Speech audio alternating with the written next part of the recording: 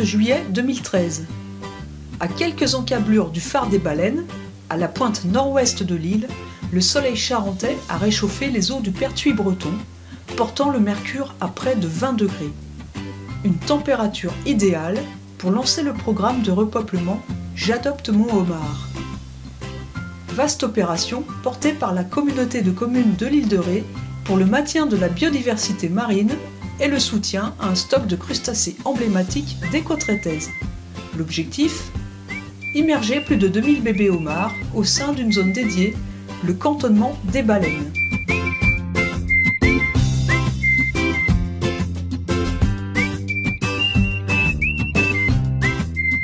Alternance de roches et de langues sableuses, ces fonds correspondent parfaitement aux exigences écologiques des homards, petits ou grands.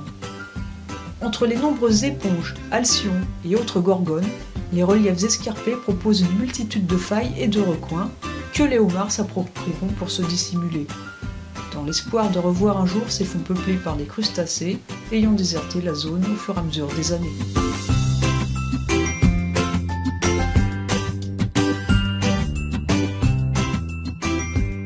Je suis Thomas Porcin, je suis au club de plongée le Cyril Nautilus et je suis responsable depuis cette année des sorties club pour la saison 2013. Alors, au bord des côtes, je vais parler comme les anciens, il y avait beaucoup de homards il y a une cinquantaine d'années.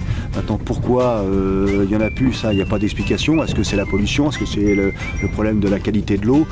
Au jour d'aujourd'hui, point d'interrogation. Il y a aussi l'aspect pêche, bien entendu. Il y a peut-être une surexploitation de ce crustacé qui fait que il y en a de moins en moins, tout au moins au bord de nos côtes rétaises.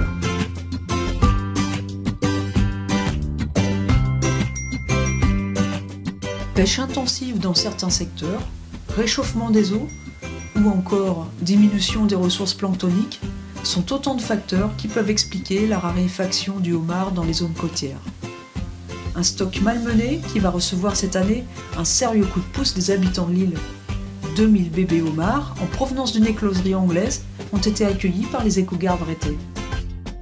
It's been a brilliant experience for the National Lobster Hatchery, working with the Ile de Ré, and I really hope that we can do this again next year, and so we can strengthen the links between Cornwall and France.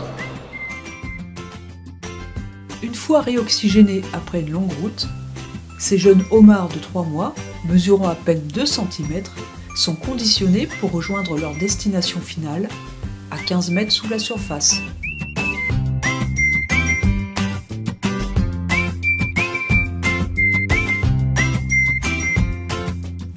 Avec le concours de la Direction départementale des territoires et de la mer et des plongeurs de l'aquarium de La Rochelle, les bébés homards, confinés dans leur collecteur, sont acheminés jusqu'au point d'immersion, au cœur du cantonnement des Baleines.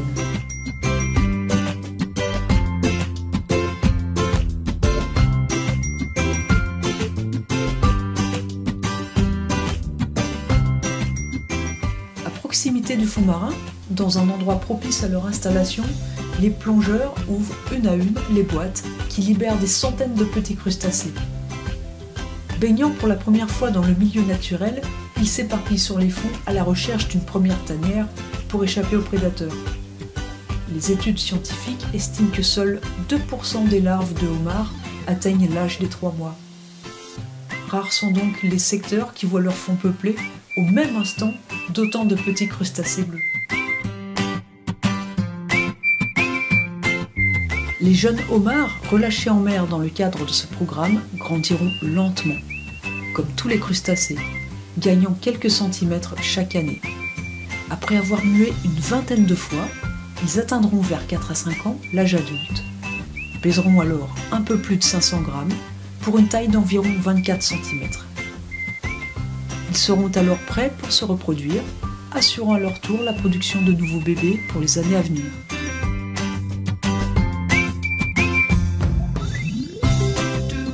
Dernier relâché des 150 derniers homards dans une crevasse, un endroit très propice donc, au développement des homards. On a pu voir les homards donc, se libérer de leur cage et partir dans la nature. Parce qu'on a repeuplé en fin de compte dans un site qui était c'est un cantonnement à crustacés, donc où la pêche à crustacés est interdite. Et les premières plongées qu'on a effectuées, malgré que la pêche soit interdite, nous n'avons trouvé aucun homard, pratiquement aucun crustacé. Donc avec l'espoir que ces homards se développent puis repeuplent le cantonnement. Une descendance qui permettra peut-être de voir les fonds rétais recouvrer leur richesse d'antan et permettre aux plongeurs et aux pêcheurs locaux d'apprécier pour longtemps la présence du roi des crustacés.